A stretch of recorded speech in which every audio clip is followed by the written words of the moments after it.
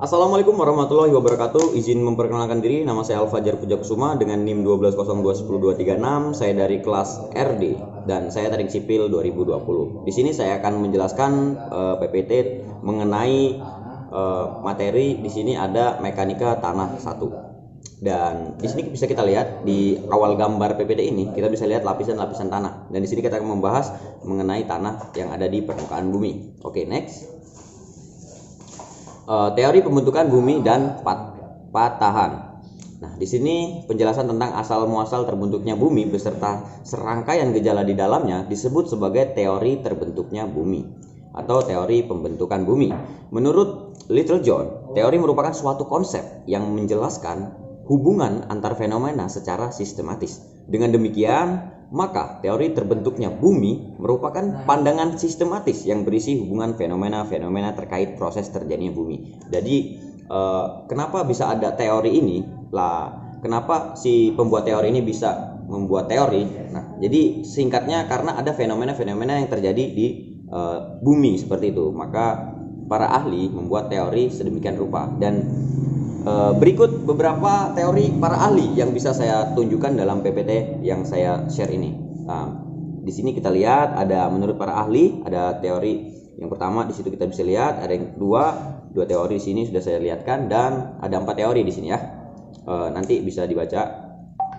Oke, next kita lanjut ke peta geologi beserta fungsinya di bidang konstruksi. Nah, fungsi peta geologi ini apa sih di bidang konstruksi? Seperti itu. Karena kita teknik sipil, maka di sini saya akan menjelaskan beberapa jenis peta geologi dan fungsinya tentunya di bidang konstruksi karena kita ada di teknik sipil. Ada satu peta ikhtiar geologis. Di sini peta ini merupakan peta yang menampilkan informasi langsung dalam bentuk informasi yang telah tersingkap. Selain itu, peta ini juga memberikan ekstrapolasi beberapa lokasi dengan formasi yang masih tertutup oleh lapisan holosen. Umumnya peta ini merupakan skala sedang hingga kecil sehingga kadang dianggap sebagai peta yang skematis gitu. Jadi yang kedua ada peta geologi sistematik, yang ketiga ada peta geologi permukaan, yang keempat ada peta hidrologi, yang kelima ada peta fotogeologi, yang keenam ada peta isopatch, dan yang ketujuh ada peta geologi tematik, 8 ada peta singkapan. Oke, lanjut. Nah, di slide ini kita akan belajar fungsi peta tersebut pada bidang konstruksi. Tentunya kita sebagai teknik sipil harus mengerti dan tahu fungsi peta tersebut gitu. Dan tentunya di sini saya akan menjelaskan pada bidang konstruksi. Yang pertama ada pemanfaatan sumber daya alam. Nah, peta geologi saat ini kegunaannya sudah semakin meluas dan terperinci khususnya dalam bidang pengembangan dan juga pemanfaatan sumber daya alam dan juga pengelolaan lingkungan di Indonesia.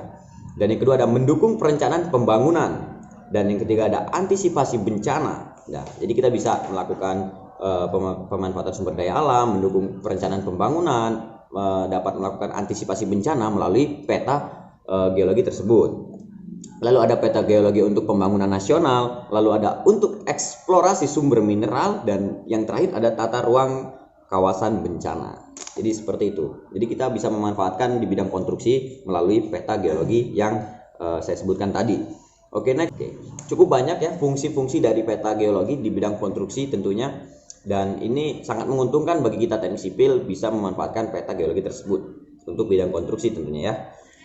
Lalu di sini ada proses terbentuknya batuan. Nah, seperti kita ketahui di dalam bumi ini banyak sekali bebatuan-bebatuan yang ada di bumi selain tumbuhan dan manusia ya, ada batu juga. Dan di sini pembentukan batuan saat magma mengalami pendinginan di lapisan dalam bumi, di dalam korok atau di permukaan bumi kemudian terjadi proses pembekuan magma, kemudian jadilah batuan beku dalam dan beku korok dan batuan beku luar. Selanjutnya proses penghancuran susunan batuan asal, maka terbentuklah batuan sedimen klastik. Nah, jadi sepertilah proses pembentukan batu, yaitu melalui pembukaan magma seperti itu ya. Oke, next. Di sini saya akan menjelaskan jenis-jenis batuan. Jadi banyak jenis batuan yang ada di bumi ini. Jadi tidak hanya satu jenis batuan ya.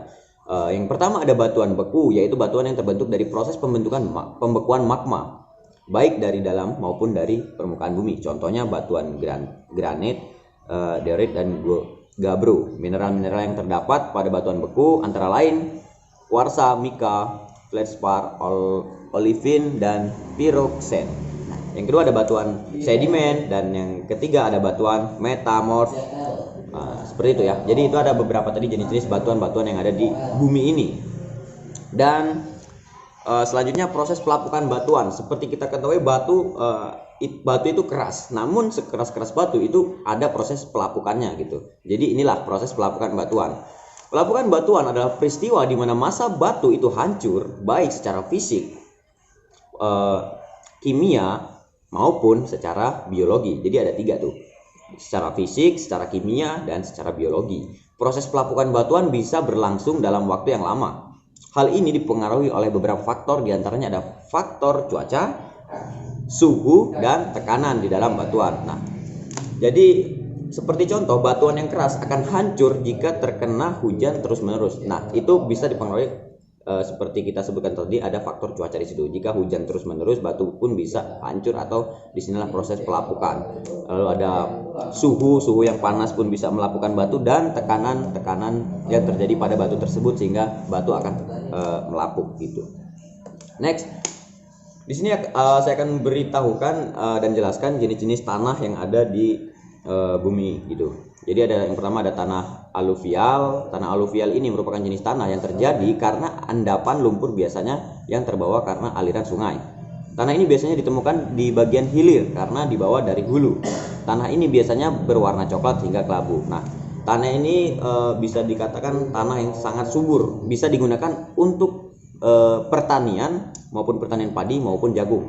Nah, tanah ini didapatkan dari hulu ke hilir, dimana kita ketahui hulu itu ada di atas gitu, dan tanah ini terbawa ke hilir, ke bawah, dan mengendap di bawah sehingga terjadilah tanah aluvial gitu. Dan tanah ini sangat baik untuk pertanian. Karena apa? Karena kita bisa memanfaatkan tanah ini, karena tanah ini bisa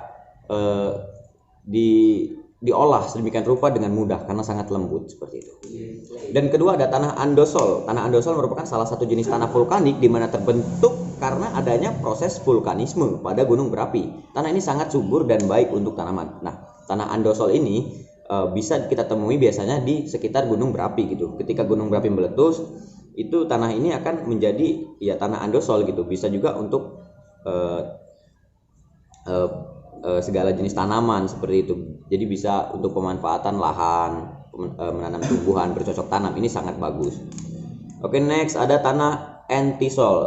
Jika tadi ada tanah endosol dan sekarang ada tanah entisol. Tanah entisol ini merupakan saudara dari tanah endosol, namun biasanya merupakan pelapukan dari material yang dikeluarkan oleh letusan gunung berapi seperti debu, pasir, lahar, dan lapili. Lalu bedanya apa dengan tanah endosol tadi? Jika tanah endosol itu ketika dia keluar dari gunung berapi itu bisa langsung dimanfaatkan untuk bercocok tanam. Namun tanah entisol ini perlu dia proses pelapukan terlebih dahulu untuk dimanfaatkan. Jadi seperti itu bedanya. Namun ini sama-sama keluar dari lahar gunung berapi yang meletus, dan ini terjadi karena proses vulkanisme gitu ya.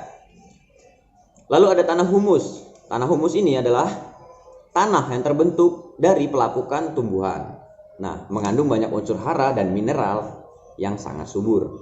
Lalu bagaimana sebuah tumbuhan bisa membentuk tanah? Jadi seperti ini, pelapukan pada tumbuhan itu biasanya bercampur dengan tanah biasa, dan tanah biasa ini tadi ketika sudah bercampur dengan lapukan-lapukan tumbuhan ini akan terbentuklah tanah humus yang penuh dengan unsur hara dan mineral yang sangat subur tentunya untuk tanaman. Di sini bisa kita lihat karakteristik tanah humus sangat baik untuk melakukan cocok tanam karena kandungannya yang sangat subur dan baik untuk tanaman. Tanah ini memiliki unsur hara dan mineral yang banyak karena pelapukan tumbuhan hingga warnanya agak kehitam-hitaman. Nah, di sini bisa kita ketahui bahwasanya tanah humus ini memang terbentuk karena pelapukan tumbuhan yang ada di bumi seperti itu, sehingga tanah ini akan mengandung humus yang sangat baik, mengandung unsur mineral yang baik, sehingga tanah ini bisa kita manfaatkan atau bisa dimanfaatkan oleh masyarakat untuk bercocok tanam. Nah, jadi seperti itu. Oke, terima kasih. Mungkin Sekian penyampaian materi dari saya, mudah-mudahan bisa bermanfaat. Mungkin jika ada pertanyaan bisa di kolom komentar. Atas kesalahan saya mohon maaf dan terima kasih sudah menyaksikan. Saya Al Fajar Pujakusuma mohon undur diri. Wassalamualaikum warahmatullahi wabarakatuh.